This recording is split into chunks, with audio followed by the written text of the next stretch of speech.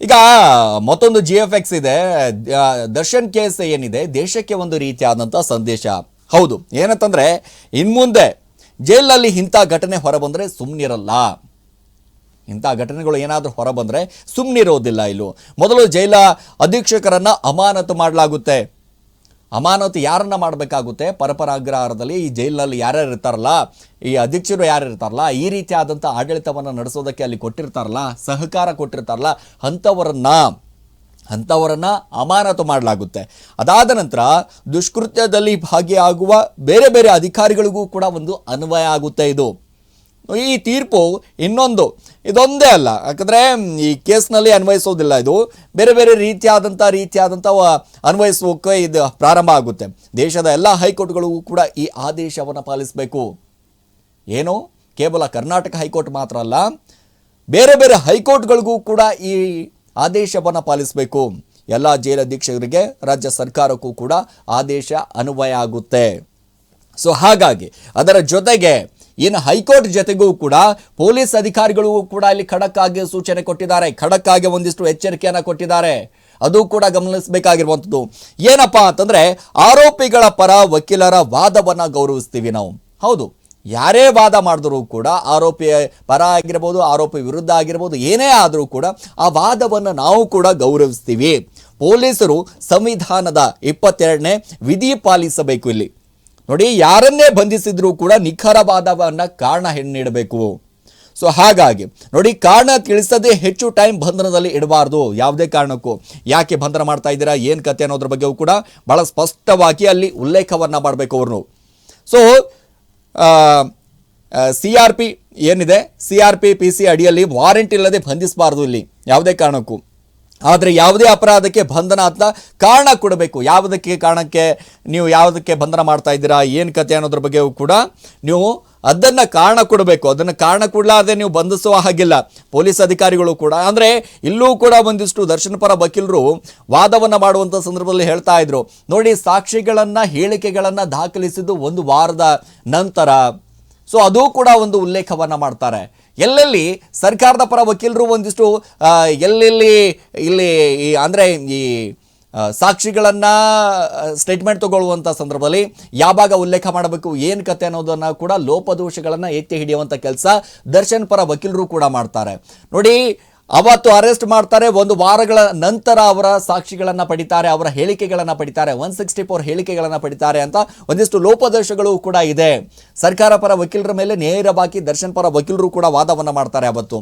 ನೋಡಿ, ಇದರಲ್ಲೂ ಚಾರ್ಜ್ ಶೀಟ್ನಲ್ಲೂ ಕೂಡ ಅಂದರೆ ಪೊಲೀಸ್ ಅಧಿಕಾರಿಗಳು ಸರಿಯಾದಂಥ ಚಾರ್ಜ್ ಶೀಟನ್ನು ಸಲ್ಲಿಕೆ ಮಾಡಿಲ್ಲ. ಹೌದು, ಇಷ್ಟು ಪುಟಗಳು ಅಷ್ಟು ಪುಟಗಳು ಹೇಳ್ತಾ ಇದ್ದಾರೆ. ಅದೆಲ್ಲದಕ್ಕೂ ಕೂಡ ಚಾರ್ಜ್ ಶೀಟ್ನಲ್ಲಿ ಸರಿಯಾದಂಥ ಮಾಹಿತಿಗಳನ್ನು ಉಲ್ಲೇಖವನ್ನು ಮಾಡಿಲ್ಲ ಇವರು. ಸಾಕಷ್ಟು ಲೋಪದೋಷ ಇದೆ ಅನ್ನುವಂಥದ್ದು. ಸೊ ಹಾಗಾಗಿ ಈ ಎಲ್ಲವೂ ಕೂಡ ನೋಡ್ತಾ ಹೋದಂಥ ಸಂದರ್ಭದಲ್ಲಿ ದರ್ಶನ್ ಪಾಲಿಗೆ ಎಲ್ಲ ದಾರಿಗಳು ಬಂದಾಗ್ಬಿಡ್ತಾ. ಯಾಕಂದರೆ ನಿನ್ನೆ ಬಂದಿರುವಂಥ ಹಾಗಾಗಿ ದರ್ಶನ್ ಪಾಲಿಗೆ ಎಲ್ಲ ದಾರಿಗಳು ಬಂದ. ಹಾಗಾದರೆ 6 ತಿಂಗಳು ಕೆಮ್ಮಂಗಿಲ್ಲ, ಜೈಲಲ್ಲಿ ಖಾಯಮು. 6 ತಿಂಗಳು ಎಲ್ಲೂ ಕೂಡ ಕೆಮ್ಮಂಗಿಲ್ಲ, ಜೈಲಲ್ಲೇ ಖಾಯಮು. ಈಗ ದಾಸನ ಮೇಲಿನ ಪ್ರತಿ ಕೇಸ್ ಒಂದಿಷ್ಟು ಭಯಾನಕ ಆಗ್ಬಿಟ್ಟಿದೆ. ಕಂಬಿ ಹಿಂದೆ ದಾಸ, ದಯಾನಂದ ಢಬಢಬ. ಎಸ್, 6 ತಿಂಗಳುಗಳ ಕಾಲ ದರ್ಶನ್ ಪಾಲಿಗೆ. ಬೇಡವ, ಎಸ್ ಸರ್ ಹೇಳ್ತೀಯ. ಸೊ ಈಗಾಗಲೇ ನಾವು ನೋಡ್ತಾ ಇದ್ದೀವಿ. ಹೌದು, ದರ್ಶನ್ ವಿಚಾರಕ್ಕೆ ಸಂಬಂಧಪಟ್ಟ ಹಾಗೆಯೂ ಕೂಡ ನಾವು ನೋಡ್ತಾ ಇದ್ದೀವಿ, ಮಾತಾಡ್ತಾ ಇದ್ದೀವಿ. ಇಲ್ಲಿ ನೋಡಿ, ದರ್ಶನ್ 6 ತಿಂಗಳ ಕಾಲ ಯಾವುದೇ ಕಾರಣಕ್ಕೂ ಒಂದಿಷ್ಟು ದಾರಿಗಳಿಲ್ರಿ, ಯಾವುದೇ ಕಾರಣಕ್ಕೂ ದಾರಿಗಳಿಲ್ಲ. ಬಹಳ ಸ್ಪಷ್ಟವಾಗಿ ಇಲ್ಲಿ ಗೊತ್ತಾಗ್ತಾ ಇದೆ.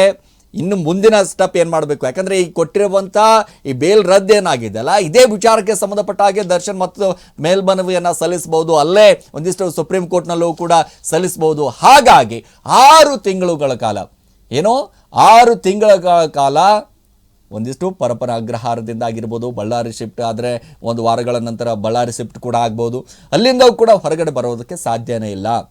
6 ತಿಂಗಳು ಕಾಲ ಸಂಪೂರ್ಣವಾಗಿ ಎಲ್ಲೂ ಕೂಡ ಕೆಮ್ಮಂಗಿಲ್ಲ, ಏನಿಲ್ಲ, ಬರೀ ಜೈಲಲ್ಲೇ ಇರಬೇಕಾಗುತ್ತೆ.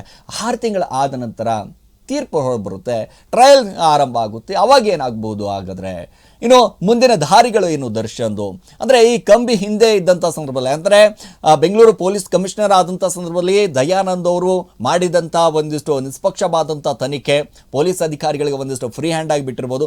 ಯಾರೇ ಇದ್ದರೂ ಕೂಡ ಇದರ ಹಿಂದೆ ಯಾರೇ ಆದರೂ ಕೂಡ ಯಾರೇ ಸಚಿವರು ಏನೋ ಯಾರದೇ ಒತ್ತಡಕ್ಕೆ ಮಣಿಯದೆ ಬಹಳ ಅದ್ಭುತವಾದಂಥ ಕೆಲಸವನ್ನು ಮಾಡ್ತಾರೆ. ಏನಪ್ಪಾ ಅಂತಂದರೆ ನಿಷ್ಪಕ್ಷವಾದಂಥ ತನಿಖೆ ಮಾಡಿ ಈ ಕೇಸ್ ಇಲ್ಲಿಗೂ ಕೂಡ ಯಾವುದೇ ಕಾರಣಕ್ಕೂ ಬಿಡಕ್ಕೆ ಹೋಗಬೇಡಿ. ಸೊ ಅದಾದ ನಂತರ ಗೃಹ ಇಲಾಖೆ ಆಗಿರ್ಬೋದು, ಸರ್ಕಾರ ಆಗಿರ್ಬೋದು ಬಹಳ ನಿಷ್ಪಕ್ಷವಾದಂಥ ತನಿಖೆ ಮಾಡೋದಕ್ಕೆ ಅಧಿಕಾರಿಗಳಿಗೆ ಫ್ರೀ ಹ್ಯಾಂಡ್ ಬಿಟ್ಟಂಥ ಸಂದರ್ಭದಲ್ಲಿ ಹೌದು ಹೈಕೋರ್ಟ್ವರೆಗೂ ಕೂಡ ಬರುತ್ತೆ. ಹೈಕೋರ್ಟಿಂದ ಒಂದಿಷ್ಟು ಬೇಲನ್ನು ಪಡೆದು ಬರ್ತಾರೆ.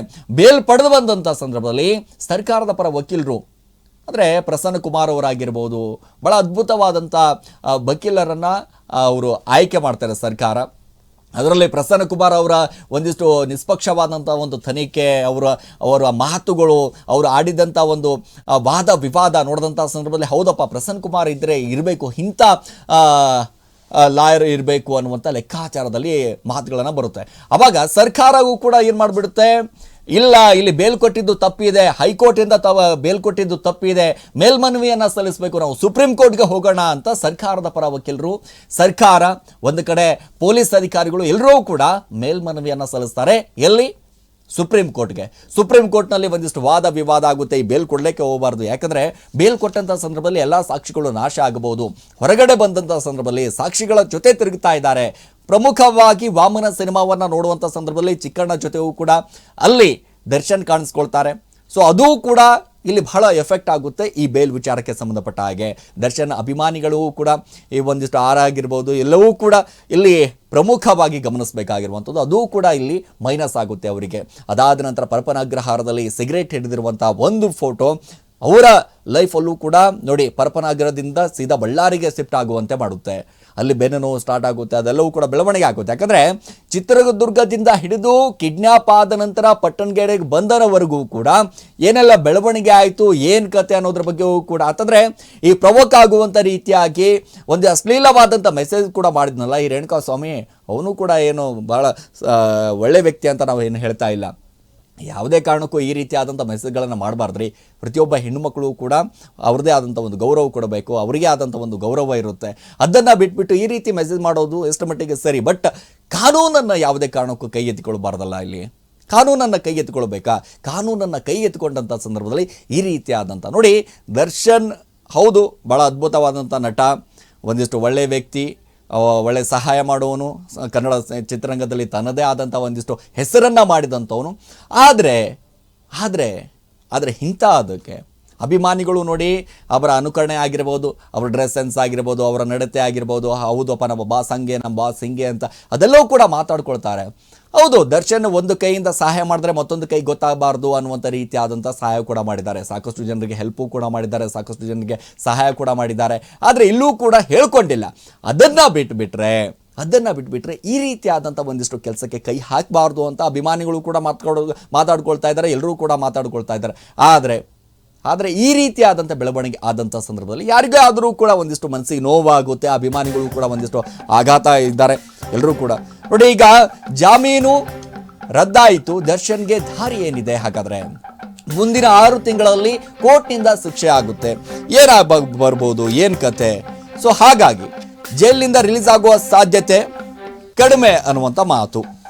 ಸೊ ಹಾಗಾಗಿ ಡಿ ಗ್ಯಾಂಗ್ಗೆ ಸೆಕ್ಷನ್ IPC ಸೆಕ್ಷನ್ 302 ಏನಿದೆಯಲ್ಲ ಇದು ಭಾಳಷ್ಟು ಕಡಿಮೆ ಸಾಧ್ಯತೆ ಇರೋದ್ರಿಂದಾಗಿ ಸೊ ಹಾಗಾಗಿ ನೋಡಿ ಈಗ ಡಿ ಗ್ಯಾಂಗ್ಗೆ ಒಂದಿಷ್ಟು GFX ಕೂಡ ಇರುವಂಥದ್ದು. D ಗ್ಯಾಂಗ್ಗೆ case